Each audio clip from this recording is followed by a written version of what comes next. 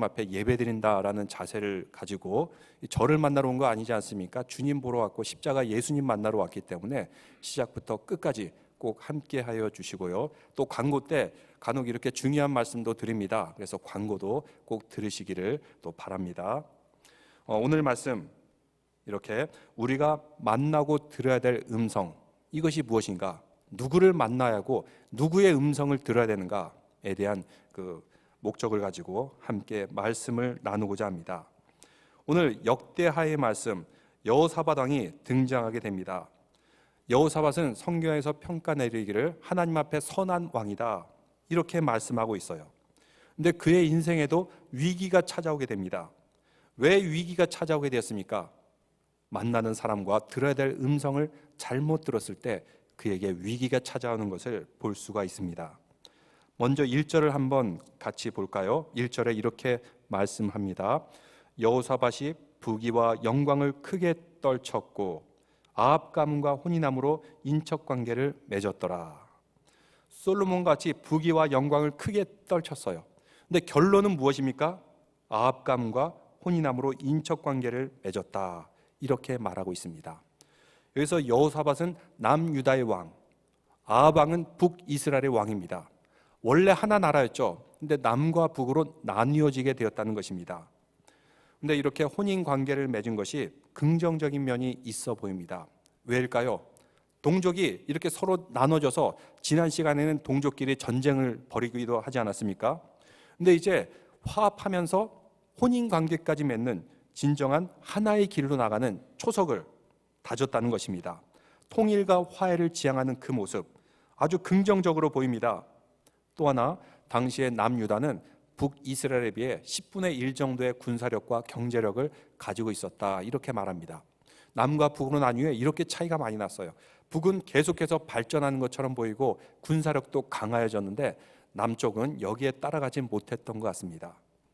그래서 이 나라의 안위를 지키기 위해서는 남쪽에서는 이집트가 쳐들어오려고 호시탐탐 노리고 있고, 또 북쪽에서는 아람 왕, 또 저 멀리 쪽 다른 이방 국가들이 항상 이 나라를 노리고 있어요.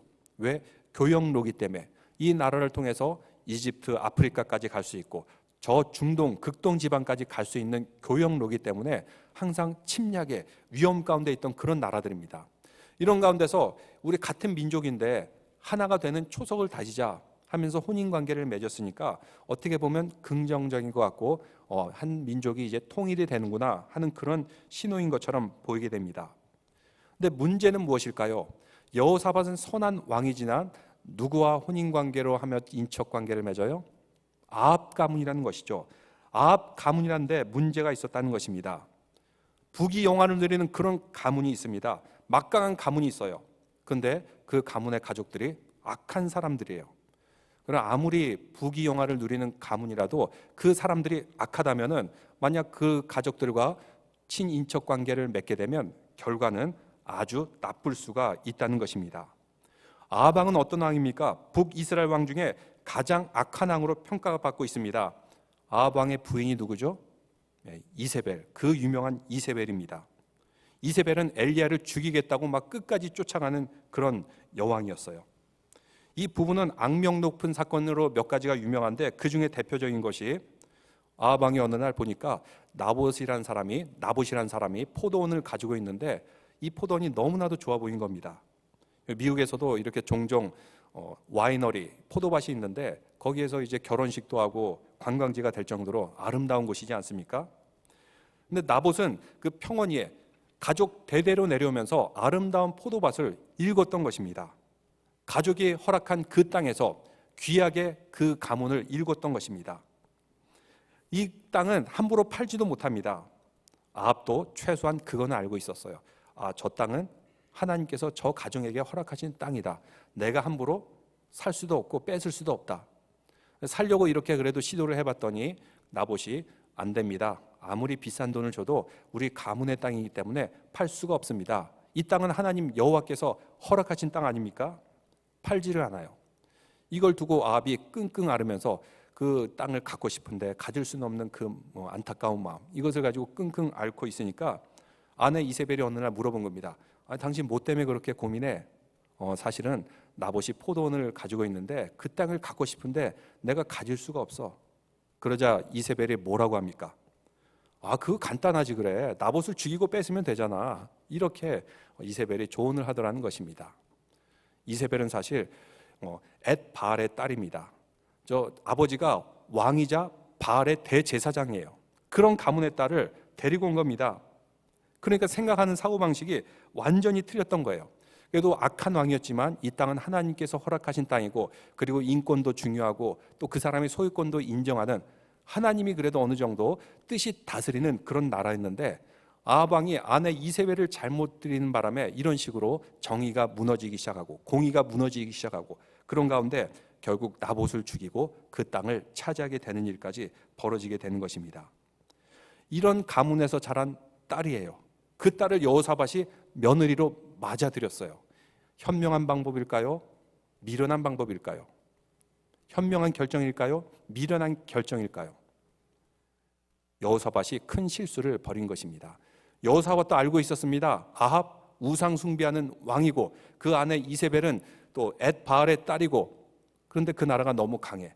이 나라와 관계를 잘 맺으면 남유다를 지킬 수 있다 착각했던 것이죠. 나라를 지키는 것은 하나님의 손에 달려있는 것이지 강한 힘에 달려있는 것이 아니라는 것입니다. 그런 가문에서 자란 딸 어떻게 했습니까? 이런 가문은 보나마나 뻔하다는 것입니다. 몇 년 전에 어느 재벌 가문에 딸 둘이 문제가 드러나기 시작했어요. 큰딸 같은 경우는 막 이렇게 갑질을 해대면서 비행기까지 회항시키는 그런 소동을 벌였고, 또 큰딸이 남편과 싸우는 게 영상으로 고스란히 찍혔고 그 음성도 고스란히 들려왔어요. 그 여인이 남편에게 막 소리 지르면서 물건을 던져대는데 그 목소리, 속에서 끓어오르는 듯한 그 목소리, 사람으로 하여금 공포심에 질리게 만드는 목소리의 주인공. 근데 그 여동생도 또한 그래요. 직원들 앞에서 소리를 지르면서 화를 내고 하는데 물건까지 집어던진 적이 있었다 그래요. 막 물을 던지고 잿더리를 던졌다 그런 얘기도 있는데, 그 여동생이 막 직원들한테 소리를 지를 때 그것 또한 속에서 그 끓어오른다 아주 공포스러운 목소리로 직원들을 막 위협하고 소리를 지르는 그 모습, 이 두 딸들의 모습. 또 얼마 지나지 않으니까 그 어머니가 직원들에게 소리 지르고 화내고 하는 모습이 영상으로 찍혔고 소리가 나왔어요. 그 어머니의 목소리 또한 속에서부터 그 끓어오르는 듯한 그 아주 그 공포스러운 목소리로 직원들을 혼내고 닥달하는 그 모습. 이 딸들이 어디서 배웠을까요? 어머니한테서 배웠던 거죠. 이세벨, 그 딸로 자라났어요. 그 딸 이름이 아달랴인데 어머니한테 보고 배운 게 있겠죠. 그런 잔인한 모습들, 악한 모습들, 이 모습을 다 배운 것입니다. 이런 딸을 이렇게 며느리로 데려왔으니 어떻게 되겠습니까? 훗날에 아주 큰 재앙이 유다 가문에 일어난 것입니다. 여러분 한번 성경 말씀 볼까요? 열왕기하 11장입니다. 열왕기하 11장 1절 말씀을 보세요. 그러니까 아합 왕과 이세벨의 딸 며느리로 들어왔는데 그 이름이 무엇이에요? 아달랴. 아달랴라는 딸을 며느리로 들어오게 되었어요. 그런데 11장 1절에 보니까 열왕기하입니다. 제 성경으로는 581장. 아하시아의 어머니 아달랴가 그의 아들이 죽은 것을 보고, 아합 왕의 딸 이세벨의 딸입니다. 그의 아들이 왕이 되었는데, 아하시아 왕이 되었는데 아들이 죽었어요. 그러면 아들이 죽으면 어떻게 해요? 슬퍼해야죠. 근데 이 아달랴는 어떻게 마음 먹었을까요? 이때다 하면서 그 아들이 죽은 것을 보고 일어나 왕의 자손들을 모두 멸절하였으나, 다윗 왕의 가문들, 왕이 될 만한 후보들을 다 죽였어요. 자기 아들, 심지어 손자까지 다 죽였어요. 이렇게 권력에 눈이 멀게 되면은 사람은 자기 아들도 손자도 눈에 안 보이는가 봅니다. 또 그 어머니로부터 보고 배운 게 있기 때문에 그런 이 아달랴가 모두 다 죽였어요. 이제 다윗 가문은 멸족된 줄 알았는데 2절 보니까 요람 왕의 딸 아하시아의 누이 여호세바가 아하시아의 아들 요아스를 왕자들이 죽임을 당하는 중에서 빼내어 그와 그의 유모를 침실에 숨겨 아달랴를 피하여 죽임을 당하지 아니하게 한지라. 다행히 그 아하시아 왕의 누이 여호세바가 하나 남은 그 손자, 그 다윗 왕의 계보를 이을 요아스, 이 아이를 막 태어난 그 갓난아기를 숨겼던 거죠. 잘 숨겨줘서 살아남게 했던 것입니다. 그 요아스는 어떻게 됐습니까? 3절 계속 보면 요아스가 그와 함께 여호와의 성전에서, 어디서요? 하나님이 성전에 숨어 지냈어요. 성전 그렇게 크지 않은데 제사장들이 이렇게 숨겨줬나 봅니다. 6년을 숨어 있는 동안 아달랴가 나라를 다스렸더라. 죽임을 당할까가 이 아이를 벌벌벌 떨면서 성전에서 6년 동안 키워 숨겼어요. 그동안 이 아달랴는 왕이 되어서 6년 동안 남유다를 다스렸던 것입니다. 하마터면 아달랴 때문에 다윗 가문이 다 죽일 뻔했어요. 다 죽임을 당하고, 그럼 예수님은 이 가문을 통해서 태어나지 못했겠죠. 아마 다른 가문에서 태어났을 것입니다. 제가 지난 시간에도 얘기해 드렸듯이 다윗의 가문은 그래도 하나님의 약속이 있었기 때문에 죽을 것 같다가 다시 살아나고 멸망할 것 같다가 다시 일어나는 모습, 하나님의 소금 언약이 이 가문에 있었기 때문입니다. 그 언약은 결코 변치 않아요. 여호사밧이 큰 실책을 해서 이 가문이 멸족될 뻔했어도 그 소금 언약은 계속 이어지는 것을 보게 됩니다. 이런 아달랴, 며느리로 들어오게 되었던 것입니다. 처음엔 좋았겠죠. 그래, 저 강한 북이스라엘에 그 딸이 들어왔으니까 우리는 이제 든든하다, 우리나라는 지켜질 수 있다. 여호사밧이 이렇게 착각을 했던 것 같습니다. 우리에게 주는 교훈이 무엇입니까? 우리의 삶도 그렇지 않습니까?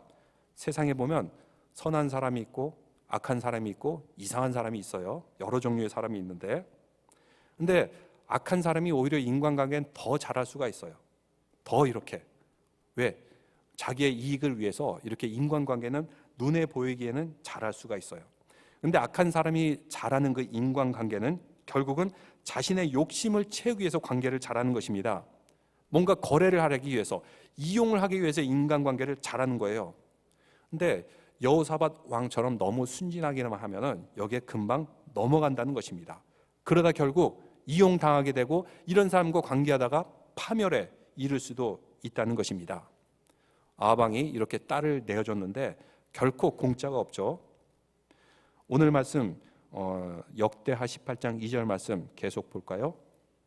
2년 후에 그가 사마리아의 아합에게 내려갔더니, 여기서 그는 여호사밧입니다. 사마리아 북이스라엘의 아합 왕에게 내려갔더니 아합이 그와 시종을 위하여 양과 소를 잡고 와서 아주 환대하게 잔치를 베풀었어요. 너무나도 아주 즐거운 잔치였죠. 여호사밧 왕도 즐거웠고 그의 신하들도 즐거웠고, 그때 이렇게 제안합니다. 길앗 나무 치기를 권하였더라. 길앗 나무라는 땅 우리 같이 가서 치자. 왜? 사실 그 땅은 갓 지파에게 준 하나님의 땅이에요. 근데 아람이란 나라에서 빼앗기게 되었습니다. 또 여기도 사연인데, 아람이란 나라, 지금 이스라엘의 북쪽에 있는 나라인데 시리아 이 후손으로 여겨집니다. 지금 시리아 나라 그 지역에 아람이란 나라가 있었어요. 근데 생긴 것도 좀 비슷해요. 우리나라 사람, 중국, 일본 사람 비슷하듯이 아람 사람하고 생긴 것도 비슷하고 언어도 많이 비슷합니다. 근데 아람 왕이 어느 날 작정을 하고 북이스라엘 아합 왕을 쳐들어온 겁니다. 이 나라를 정복하기 위해서. 근데 아합 왕이 속수무책으로 당하면서 막 도망가고 쫓기고 있어요. 이제 죽을 그런 고비를 여러 차례 넘기면서 도망가고 있는 가운데 갑자기 어디선가 그 지역에 있던, 각각 지방에 있던 7,000명의 그 용사들이, 청년들이 나와가지고 싸우기 시작하는데 전세가 역전이 됐어요. 이제 여기서 기회를 잡아가지고 오히려 아람 왕을 쳐들어가지고 아람 왕을 포위하고 죽일 기회가 온 겁니다. 얼마 전까지만 해도 아합 왕이 죽임을 당할 위협에 있다가 이제는 자신을 쳐들어온 아람 왕 베나닷을 죽일 기회가 온 것입니다. 근데 이때 베나닷이 아주 교묘한 꾀를 쓰죠. 조조와 같은 꾀를 씁니다. 자기가 위험할 때는 철저히 저자세로 갑니다. 막 눈물을 흘리면서 잘못했습니다. 내가 정말 잘못했습니다. 내가 왜 이렇게 어리석은 짓을 했는지 모르겠습니다 하면서 싹싹 비는 겁니다. 이때 아합 왕이 단호하게 처벌을 했어야죠. 왜? 이 전쟁을 이긴 것은 자기가 이긴 게 아니죠. 오늘 우리나라 말로 말하면 의병과 같은 사람들이, 청년들이 숨어 있다가 정말 목숨을 걸고 나라를 지키고 이제 저 악의 뿌리까지 뽑으려고 하는 그 순간에 아합 왕이 교만해진 거죠. 내가 이겼다라고 생각해가지고 저 자세로 나오는 저 불쌍한 인간, 아합 왕이 갑자기 또 눈물이 글썽글썽 거리더니 불쌍해가지고 우리 같은 형제 아닌가 하면서 또 아람 왕을 용서해주게 됩니다.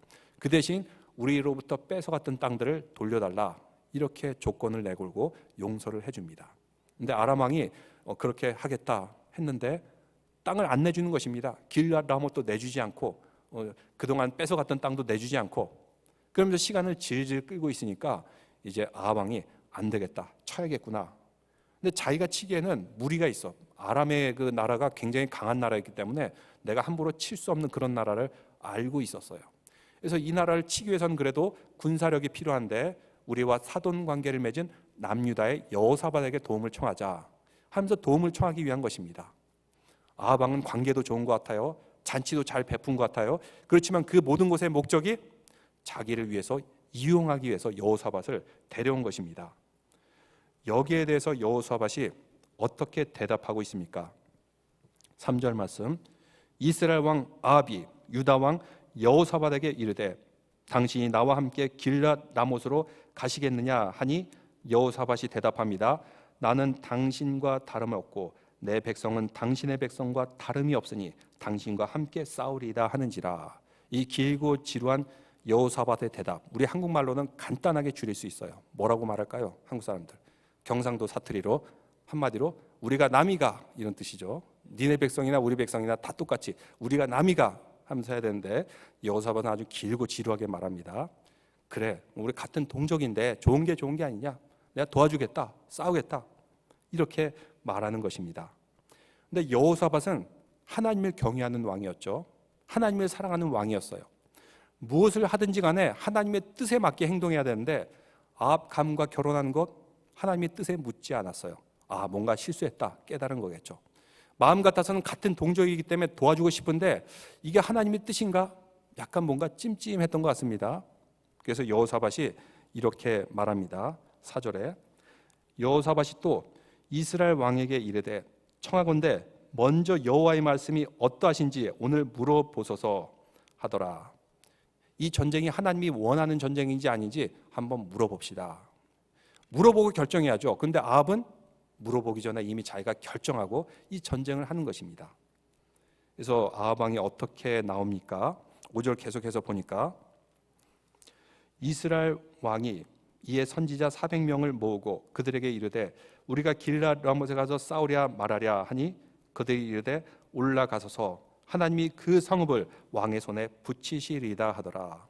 400명의 선지자 어딘가 갑자기 나타나기 시작하더니 왕의 손에 붙이셨습니다. 우리가 이깁니다. 한 목소리를 합창하듯이 똑같이 말하는 것입니다. 좀 이상하지 않아요? 아합이 하나님을 섬기는 사람도 아니고 그 땅의 선지자들도 막 쫓아내고 죽이고 했는데 어디서 갑자기 400명 선지자가 나왔을까요? 이 사람들이 누구일까요? 우상 숭배하는 사람이죠. 바알과 아세라 섬기는 우상 숭배자들입니다.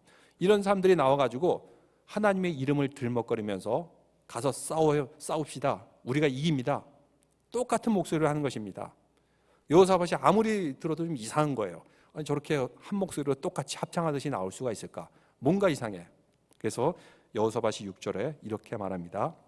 여호사밧이 이르되 이 외에 우리가 물을 만한 여호와의 선지자가 여기 있지 아니하나이까 하니 저 사람들은 여호와의 선지자 아니라는 것입니다. 거짓 선지라는 것입니다. 여호사밧이 감을 찾고 있었어요. 근데 빠져나올 수가 없어요. 이미 혼인관계로 맺어져 있고 또 같은 동족이고 또 관계도 있고 하니까 이 전쟁이 하나님의 뜻인지 아닌지 아닌 것 같은데 여기서 빠져나올 수 없을 만큼 이미 깊숙이 들어간 거죠. 왜 그렇게 되었을까요? 하나님의 음성을 듣지 않았고 하나님의 뜻에 따라 결정하지 않았고 기도하지 않고 나아갔을 때는 나중에 돌이킬 수 없는 결과를 일으킨다는 것입니다. 우리는 어떻습니까? 우리도 이렇게 인간관계가 있습니다. 친한 그런 관계가 있고 또 비즈니스의 관계가 있어요. 사실 좋은 관계는 무슨 관계냐면 관계를 맺으면서 상대방을 이용하지 않는 것이에요. 그런데 어떤 사람은 이렇게 관계를 유지하면서 이용하려는, 이거를 남용하려는 그런 사람이 있어요. 여러분 혹시 그런 사람과 만나다면 항상 거리를 두시기 바랍니다. 단절하는 게 좋지만 단절할 수 없을 경우에는 그런 사람과 거리를 둬야 됩니다. 또 서로 만남과 관계에 있어서는 거래를 하지 마세요. 거래를 하는 순간에 서로 기대하는 게 있어요. 나한테 이 정도는 해주겠지, 나한테 저 정도는 해주겠지. 그러면 결국 그 관계는 좋지 않게 끝나는 것을 볼 수가 있습니다. 교회 안에서도 그렇습니다. 간혹 가다가 이렇게 교회 안에서 비즈니스로 서로 이렇게 연결된 분들이 계세요. 처음엔 서로 좋은 취지로 이 사람을 도와줘야겠다 하는 그런 취지로 하게 되는데 이렇게 됐을 경우는 서로가 다른 마음을 품을 수가 있어요. 같은 교인이기 때문에 이 정도는 더 해주겠지, 같은 교인이기 때문에 저 정도는 더 양보해 주겠지. 이런 기대를 가지고 관계를 맺게 되었을 때 항상 이렇게 어려움과 문제가 발생하는 것을 보게 됩니다. 교회들마다 그렇습니다. 항상 그래서 인간관계가 깨지는 것을 볼 수가 있어요. 그래서 교회에서 이런 비즈니스 관계로 가능하면 엮이지 않는 것이 좋는데 만약 하게 됐을 때는 어떤 마음을 먹어야 될까요? 예수님께서도 말씀하셨죠. 친구 보고 오리를 가고자 하면 십리를 가거라. 더 해주고 더 베풀고 더 잘해주고 이런 마음이 서로 없다면 그 관계는 반드시 깨어지게 돼 있는 것입니다. 여호사밧은 그런데 선한 왕이죠. 아방이 이거 해달라 하자 여호사밧은 이거 하나님의 뜻이 아닌 것 같은데 근데 관계로 얽혀가지고 더 해주길 원했어요. 더 호의를 베풀고 더 잘해주기를 원한 그런 선한 왕이었던 거죠. 근데 선한 왕도 좋지만 선한 인간도 좋지만 중요한 것은 자기 백성들이죠. 자기 백성들이 죽을 수가 있고 고생할 수가 있는데 공의와 정의가 무엇인지 항상 생각해야 됐던 것입니다. 그래서 결혼 관계든 인간 관계든 사업 관계든 교우 간의 관계든 이렇게 우리가 엮이고 관계를 맺을 때는 항상 이것이 하나님의 뜻인가 아닌가, 이것을 하는 것이 하나님이 선한 거가 아닌가 끊임없이 우리는 생각해야 된다는 것입니다. 아방은 이미 결정을 해놓고 마치 하나님의 뜻인 것처럼 거짓 선지자들 합창을 하게 만듭니다. 싸움을 가십시오. 이깁니다. 그 땅을 우리가 차지할 것입니다. 이렇게 속이는 것이었던 거죠. 여호사밧이 알고 있었어요. 그래서 진짜 선지자에 대해서 물어보고 있는 것입니다. 계속해서 7절 말씀 보겠습니다. 이스라엘 왕이 여호사밧에게 이르되 아직도 이물라의 아들 미가야 한 사람이 있으니 그로 말미암아 여호와께 물을 수 있으나 그는 내게 대하여 좋은 일로는 예언하지 아니하고 항상 나쁜 일로만 예언하기로 내가 그를 미워하나이다 하더라. 여호사밧이 이르되 왕은 그런 말씀하지 마소서. 여호사밧과 아합의 대화인데 아합이 얘기하기를 이 미가야라는 사람이 있는데 이 사람은 항상 나한테 좋은 말을 한 적이 없어. 맨날 듣기 싫은 말만 해. 그래서 나는 별로 이렇게 좋아하지는 않는다. 그러자 여호사밧이 그래도 사돈지간이니까 그런 말씀하지 마소서. 그런 사람 말도 좀 경청하시라. 이렇게 말하는 것입니다. 그럼 미가야가 무슨 말을 했을까요? 뭘 자꾸 나쁜 말을 했을까요? 아방이 우상 섬기고 있으니까 왕이시여 우상 숭배하지 마소서. 이세벨을 아내로 들리니까 왕이시여 바알의 제사장 바알의 왕의 딸을 왜 아내로 맞이합니까? 그렇게 하지 마소서. 첩을 많이 두니까 왕이여 첩을 많이 두지 마소서. 이렇게 계속 뭔가 브레이크를 걸었겠죠. 왕이시여 아무리 왕이지만 나봇의 포도는 뺏어서는 안 됩니다. 계속 브레이크를 거는 겁니다. 그러니까 아합 왕이 좋아할 수가 없죠. 맨날 자기에게 안 좋은 소리를 하는 거니까. 그런데 한 나라가 지속되고 번영을 하기 위해서는 왕이 절대 권력을 행사하게 되면 그 나라는 꼭 망하게 되어 있는 것입니다. 항상 그에게 대해서 필터링하는 사람이 있어야 되고 때로는 잘못된 길로 갔을 때 이렇게 막아주는 사람이 있어야 돼요. 조선이란 나라 우리 조상들이지만 나중에 멸망당할 때는 이제 좀 안 좋게 끝나기도 했지만 그래도 왕조로서 500년간 꽤 오랜 생활 동안 왕조로 이어질 수 있었어요. 그 이유가 무엇인가? 그래도 충신들이 있었어요. 자기 목이 베더라도 바른 말을 하고 왕이시여 그러면 안 됩니다. 끌려가면 안 됩니다. 끊임없이 말하는 사람들이 있었고 그 의견이 받아들여질 수 있었기 때문에 조선 왕조가 그래도 500년 동안 갔던 것입니다. 미국도 그래요. 미국에 그런 일은 없겠지만 히틀러 같은 사람이 대통령이 되었어요. 근데 그 아무리 독재를 하고 나쁜 짓을 하려고 해도 의회라는 시스템이 필터링을 합니다. 또 그 대통령의 세크러테리, 그 장관급이라고 볼 수 있는데 이 사람들이 이거는 됩니다. 이거는 안 됩니다. 말해줄 수 있는 사람, 그런 힘 있는 사람들이 주위에 있어요. 그래서 이 나라가 최소한 삐뚤어 악한 길로 나가지 않도록 막아주는 그런 시스템이 되어 있다는 것입니다. 이것이 민주주의고 자유주의죠. 근데 민주주의와 자유주의의 시스템이 되어 있지 않으면 그 나라는 정말 악한 길로 갈 수밖에 없다는 것입니다. 여호사밧이 미가야라는 사람 얘기를 듣고 그 사람을 데려라 이렇게 말합니다. 8절에 말을 하고 그리고 9절에 이스라엘 왕과 유다 왕 여호사밧이 왕복을 입고 사마리아 성문 어기 광장에서 각기 보좌에 앉아 있고 여러 선지자들이 그 앞에서 예언을 하는데 한 번 들어선 사람이 잘 설득이 안 되죠. 아방이 악하지만 굉장히 지혜가 있던 사람입니다. 어떤 것도 한 번 들으면 잘 결심이 안 서요. 근데 계속해서 이걸 듣게 되면은 홀라당 넘어가게 돼 있는 것입니다. 그래서 우리가 TV 광고를 보면 똑같은 광고가 계속 나오죠. 계속 나오면 알게 모르게 약은 무슨 약, 뭐 차는 무슨 차 하면서 이렇게 사람이 자동적으로 선택하게 되어 있는 것입니다. 그래서 사마리아 성 앞에 나와 있을 때 거짓 선지자들, 우상 숭배자들이 나와서 계속 퍼포먼스를 벌입니다. 어떻게까지 벌여요? 10절 말씀에 보니까 그나의 아들 시드기야는 철로 뿔들을 만들어 가지고 말하되 여호와께서 이같이 말씀하시기를 왕이 이것들로 아람 사람을 찔러 진멸하리라 하셨다 하고, 그냥 아주 쇼를 하죠. 철로 가지고 뿔을 만들어 가지고 막 찌르는 흉내를 내고 퍼포먼스를 하면서 이렇게 우리가 아람이란 나라를 진멸할 것입니다. 여호사밧 앞에서 계속 이 퍼포먼스를 하는 겁니다. 여호사밧도 아마 좀 동할 겁니다. 또 11절에 계속해서 많은 사람들이 가서서 우리가 이깁니다, 이깁니다 계속 이렇게 합창을 하듯이 해요. 여호사밧도 헷갈리기 시작했을 것입니다. 미가야를 드디어 불러옵니다. 12절에 보니까 미가야를 부르러 간 사자가 그에게 말하여 이르되 선지자들의 말이 하나같이 왕에게 좋은 말을 하니 청하건대 당신의 말도 그들 중 한 사람처럼 좋게 말하소서 하니 왕이 듣기 좋은 말을 하라, 이렇게 미가야에게 설득하게 되죠. 근데 미가야가 이렇게 말합니다. 13절에 여호와께서 살아계심을 두고 맹세하노니 내 하나님께서 말씀하시는 것 곧 그것을 내가 말하리이다. 나는 하나님이 원하는 그 말을 하겠다는 것입니다. 그래서 뭐라고 해요? 14절에 보니까 이에 왕에게 이르니 왕이 그에게 이르되 미가야야 우리가 길랏 라못으로 싸우러 가랴 말랴 하는지라. 이르되 미가야가 뭐라 그래요? 올라가소서 승리를 거두소서 그들이 왕의 손에 넘긴 바 되리이다. 처음으로 미가야가 듣기 좋은 말을 한 겁니다. 왕이여 길랏 라못으로 가소서 그러면 이기리다. 우상 숭배 그 사람들하고 똑같은 말을 하는 겁니다. 아합이 기분이 좋았을까요? 또 뭔가 이상한 거야. 아니 맨날 내가 듣기 싫은 말만 하고 내 반대만 하다가 처음으로 지금 내가 듣기 좋은 말을 하네. 기분이 안 좋아. 오히려 내가 듣기 원하는 말을 했는데도 기분이 안 좋아. 왜냐하면 인테그리티, 진정성이 없는 것 같아. 어떻게 합니까? 왕이 15절에 왕이 그에게 이르되 여호와의 이름으로 진실한 것 외에는 아무것도 말하지 말라고 내가 몇 번이나 내게 맹세하여 하겠느냐 하니, 정말 솔직하게 말해라. 하나님이 너에게 계시해 주는 그 말씀 솔직하게 말해. 또 아합 왕이 이렇게 나오네요. 자기가 듣고 싶은 말을 했으면 이제 끝 해야 되는데 아무래도 뭔가 좀 이상해. 그래서 다시 한번 진실을 말하거라 하니까 그제서야 미가야가 말을 합니다.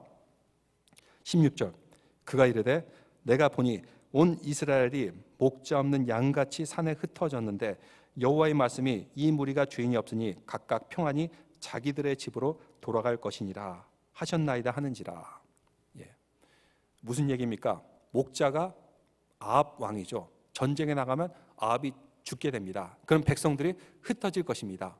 사실 목자가 없으면 양들은 곤란에 처하게 되는데 오히려 양들이 평안하게, 야 왕이 드디어 죽었다, 우리 목자가 죽었다 신나서 평안하게 집으로 돌아갈 것이다, 이렇게 말하는 것입니다. 양들은 목자가 있어야죠. 근데 목자가 없으니까 오히려 양들에게 더 유익이 됐다는 것입니다. 아합 왕이 이렇게 악한 왕이었다는 것입니다. 드디어 이제 하나님의 말씀 선포해서 말씀하고 있습니다.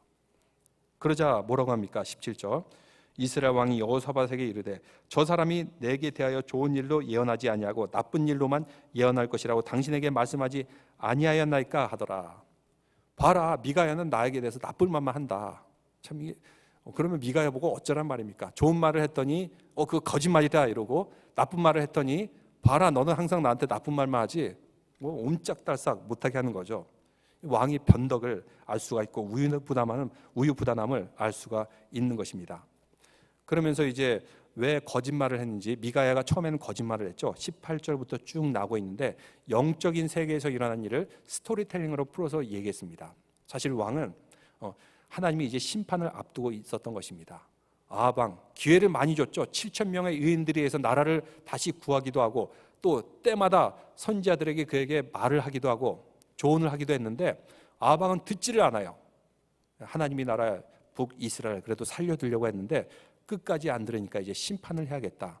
하나님이 이제 심판을 하기 위해서 거짓 영들로 하여금 아합 왕에게 들어가게 한 겁니다. 마음을 완악하게 해서 자기가 죽을 곳 길랏 라못으로 가도록 거짓 영이 유도하였고, 또 그 거짓 선지자들도 헷갈리게 해서 왕이여 길랏 라못으로 가소서 해서 결국은 뭘 하려고요? 아합 왕을 죽이고 심판하려고 했다는 것입니다. 이렇게 악한 사람은 심판을 향해서 결국은 나아가게 되어 있어요.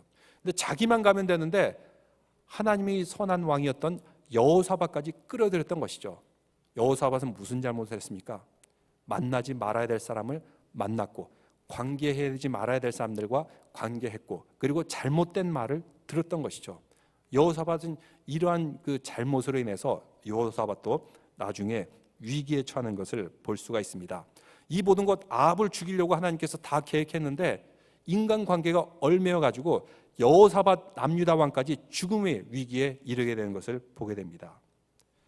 그가 얼마나 나쁜 왕이었냐면 28절 말씀 보니까 역대하 18장 28절입니다. 이스라엘 왕 유다 왕 여호사밧이 길랏 라못으로 올라가니, 그러니까 북이스라엘에서는 강만 건너면 길랏 라못이에요. 그런데 남유다에서는 북쪽으로 가야 되고 또 강을 건너야 되고 먼 길을 와야 돼요. 여러모로 남유다에게는 불리한 전쟁입니다. 근데 이제 친척 관계로 엮여 있고 또 여러 가지 얽히고 설키고 해가지고 그냥 어쩔 수 없이 같이 전쟁에 참여하게 되었던 것입니다. 이제 이스라엘 왕 아합의 본심이 나타나기 시작하는데 29절, 이스라엘 왕이 여호사밧에게 이르되 나는 변장하고 전쟁터로 들어가려 하노니 당신은 왕복을 입으소서 하고 이스라엘 왕이 변장하고 둘이 전쟁터로 들어갔더라.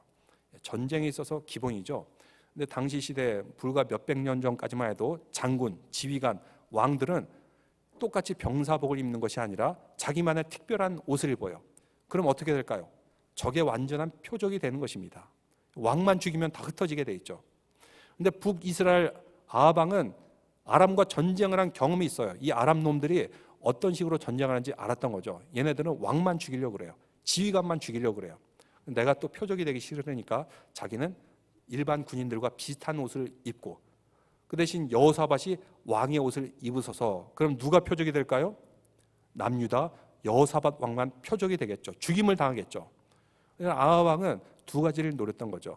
그러니까 길랏 라못도 차지하고 남유다 왕이 죽으면은 저절로 자기 땅이 될 수도 있겠구나 하는 그런 악한 생각을 품었던 사람이 아합 왕이었던 것입니다. 그래서 악한 사람과 관계하면 안 된다는 것입니다. 결국은 파멸시키려고 그러고 이용만 하려고 그러기 때문이에요. 30절에 계속합니다. 이제 아람 왕입니다. 적의 나라인 아람 왕이 그의 병거 지휘관들에게 이미 명령하여 이르기를, 여기서 병거 지휘관들, 체리엇, 당시에 가장 비싸고 막강한 무기죠. 이 무기는 그냥 휩쓸고 지나가기만 하면 당해낼 사람이 없어요. 용사가 없어요. 이 병거 지휘관들, 여러 그 군인들, 캡틴들을 모아놓고 이렇게 명령합니다. 너희는 작은 자나 큰 자나 더불어 싸우지 말고 용사들과 싸우지 말고 오직 이스라엘 왕하고만 싸우라 하는지라. 왕만 잡으면 돼. 왕만 잡게 되면 다 흩어지게 되어 있어. 이렇게 병거, 가장 뛰어난 최정예 군사들에게 명령을 하게 되었던 것입니다. 이제 드디어 전쟁이 벌어졌습니다. 31절, 병거 지휘관들이 여호사밧을 보고 이르되 이가 이스라엘 왕이다 하고 돌아서서 그와 싸우려 한즉, 여호사밧 왕, 이렇게 전쟁터에 나갔더니 갑자기 병거들이 쳐들어옵니다. 이 병거, 여러분 그 배너란 영화 보면은 그 체리엇, 전차 경주가 나오죠. 이 사람들이 창을 들고 칼을 들고 무시무시한 말을 들고 막 깔아뭉개려고 여호사밧 왕의 단체로 막 쫓아오는 겁니다. 왕이지만 여호사밧도 굉장히 겁을 먹었던 것 같습니다. 그래서 31절 계속 읽어보면 이스라엘 왕이라 하고 돌아서서 그와 싸우려 한즉 여호사밧이 소리를 지르매 여호와께서 그를 도우시며 하나님이 그들을 감동시키사 그를 떠나게 하신지라. 왕이 두려워가지고 소리를 질렀다. 근데 그냥 비명소리가 아니라 하나님께 하나님 살려주세요, 살려주세요, 이렇게 소리를 질렀다는 것입니다. 근데 체리엇을 모는 이 군인들이 이 왕을 죽이려고 달려와 봤더니 하나님께서 감동의 영을 보내신 것 같아요. 계속해서 32절에 보니까 병거의 지휘관들이 그가 이스라엘 왕이 아님을 보고 추격을 그치고 돌아갔더라. 왕인 줄 알고 쫓아가서 죽이고 목을 쳐가지고 공을 세우려고 했는데 이스라엘 왕이 아닌 거를 알게 되었던 거죠. 왜 그랬을까? 하나님께서 감동이기도 했겠지만 저 북이스라엘 아합 왕은 하나님을 찾을 사람이 아니거든요. 근데 하나님 여호와 이름을 부르니까 아주 이스라엘 왕이 아니구나, 저 가짜구나 하는 것을 알고 그 병거를 몰던 사람들이 돌이켰다, 이렇게 말하고 있습니다. 근데 어떤 일이 벌어지게 됩니까? 이게 하나님의 심판이 드디어 이루어지게 되는데 33절, 한 사람이 무심코 활을 당겨 이스라엘 왕의 갑옷 솔기를 쏜지라. 여기서 원어를 보니까 그냥 병사 중에 활을 든 병사가 그냥 무심코 랜덤으로 그냥 적들이 있는 곳을 향해 화살을 날렸어요. 근데 그 랜덤으로 날린 그 화살이 어디로 갑니까? 이스라엘 왕 아합 왕의 갑옷 솔기를 쏜지라. 갑옷이 이렇게 엮여 있죠. 근데 갑옷 사이에 그 엮기 위해서 만든 그 틈이 있어요. 화살이 바로 그 틈을 노리고 쳤다는 것입니다. 그 화살 쏜 병사가 이거를 정확하게 조준을 했을까요? 그렇지 않죠. 하나님께서 그 화살을 인도해서 마침 다른 것도 아니라 갑옷과 갑옷 사이에 있는 그 틈 사이, 여기에 화살이 꽂히게 된 것입니다. 이거 사람이 일부러 하려고 해도 할 수가 없어요. 하나님의 뜻이 있었던 거죠. 그냥 랜덤으로 쐈는데 이스라엘 왕 아합이 맞게 된 것입니다. 굉장히 아팠던 것 같아요. 계속해서 보니까 왕이 그 병거 모는 자에게 이르되 내가 부상당하였으니 내 손을 돌려 나를 진중에서 나가게 하라 하였으나 나 전쟁터에서 빨리 빠져나가겠다. 내가 크게 부상을 당했다. 34절 어떻게 됐습니까? 이날의 전쟁이 맹렬하였으므로 이스라엘 왕이 병거에서 겨우 지탱하며 저녁 때까지 아람 사람을 막다가 해질 즈음에 죽었더라. 드디어 아합 왕이 죽게 되는 모습을 볼 수가 있습니다. 아합 왕의 원래 그 악한 계획은 남유다의 여호사밧도 죽이고 길앗 라못도 차지하려고 그랬는데 이 두 개가 다 안 됐어요. 병사가 우연히 쏜 화살이, 랜덤으로 쏜 화살이 그만 자기에게 정확하게 갑옷 사이를 막혀가지고 자기 피부 속에 들어가고 큰 부상을 입고 고통 가운데 그 저녁에 죽었다. 이렇게 마무리 짓고 있습니다. 여러분, 이 역사적인 사건이지만 우리에게 어떤 교훈을 주고 있습니까? 우리의 인간관계, 이렇게 악한 사람들이 보면은 때로는 인간관계가 매우 좋습니다. 호인처럼 보여요. 아주 사람 좋은 것처럼 보입니다. 근데 악한 사람은 그 특징이 있어요. 관계를 맺을 때 이용하려고 그러고 나중에는 파멸시키고자 하는 그런 의도가 그 속에는 항상 있는 것입니다. 우리도 그렇습니다. 우리도 관계를 맺을 때 아무리 그 사람이 좋아 보여도 뭔가 이렇게 문란한 생활을 하거나 악한 생활을 하거나 나쁜 짓을 한 사람이 또 여유가 있어가지고 또 잘 베푸는 것처럼 보이기도 해요. 이런 사람 좋은 게 좋다고 함부로 가까이서는 안 된다는 것입니다. 물론 복음을 전하기 위해서 그 사람에게 복음을 전하고 또 그 사람이 변화될 수 있으면 더 좋지만 사람이 그렇게 쉽게 변하던가요?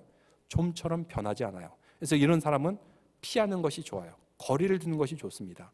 근데 좋은 게 좋다고 이런 사람과 이렇게 말려들어가지고 좋은 관계를 맺으려고 이것도 들어주고 저것도 들어주고 하다 보면 여호사밧처럼 결국은 위기에 봉착하게 되는 것입니다. 아달랴와 같이 그 아주 악한 며느리를 들여와서 다윗 가문이 완전히 멸족될 뻔한 그런 위기까지 오는 것을 우리는 성경에서 볼 수가 있습니다. 그래서 우리는 사람과의 관계 맺을 때도 과연 하나님이 원하는 사람인가? 또 우리가 결정할 때도 무엇인가 할 때도 하나님 과연 어떻게 생각하십니까? 하나님의 뜻을 물어보고 결정해야지 내가 결정하고 하나님께 물어봤자 그때는 이미 늦은 것이라는 겁니다. 지금 코로나19로 인해서 우리가 소셜 디스턴싱 이런 상황에 있습니다. 서로 만나고 싶어도 이렇게 좀 거리를 둘 수밖에 없는 이런 상황이에요. 여기서 우리가 무엇을 생각해야 될까요? 그동안 우리가 좋은 관계를 지냈던 사람들, 우리가 친했던 사람들, 이 관계들을 한번 다시 돌아보시기 바랍니다. 혹시 내가 이 사람을 이용하려고 만난 것은 아닌가? 이 사람에게 뭔가 안 좋은 영향을 끼친 것은 아닌가? 또 어떤 사람은 사실 나에게 영적으로 안 좋은 영향을 끼치고 있는데 내가 좋은 게 좋다고, 그냥 사람이 좋다고, 나에게 잘 베푼다고 너무 가까이 하지는 않았는지 우리는 깊이 생각해 되는 그런 시기인 것 같습니다. 코로나19 모두가 소셜 디스텐싱 하는 바람에 그동안 덮여있던 것 낱낱이 드러나게 됩니다. 위기가 뭔지, 문제가 무엇인지 낱낱이 표면에 드러났던 것이죠. 좋지 않았던 것도 우리는 깨닫게 되는 그런 모습들을 볼 수가 있습니다. 이런 가운데 우리는 소셜 디스턴싱 하면서 다시 우리의 관계를 회복하기를 바랍니다.